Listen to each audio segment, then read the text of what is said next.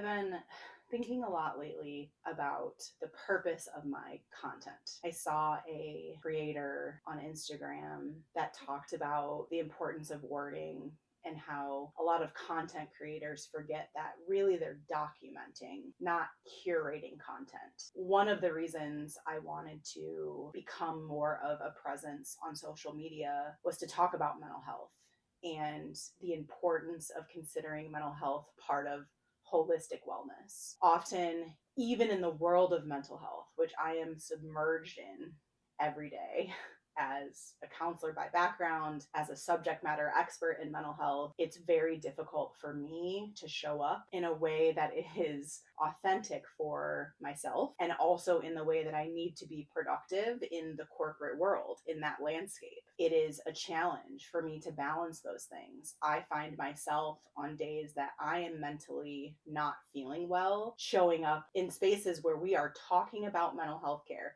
talking about the importance of taking care of your holistic wellness. I show up in those spaces challenged in my own mental health, talking about how other people should care for theirs. I needed examples of how I could do this. I needed validation that other people were feeling mentally unwell, stressed, anxious, depressed. I found it helpful to see content like that in social media, especially during the pandemic when there wasn't a lot of what I consider genuine connection happening. I needed to see other people admitting struggle, and I didn't get a lot of that on my own feed. I use social media a lot when I am feeling alone. I scroll. Often I find that it makes it harder for me to care for my own mental health when my feed is saturated with perfection, pictures of beautiful scenery and aesthetically pleasing content. It was helpful for me to see other people experiencing life and being honest about struggles they were having. It is and continues to be a challenge for me to show up in the space that I am starting to create here authentically. On days that I am really struggling, it is hard to look into the camera and talk about struggle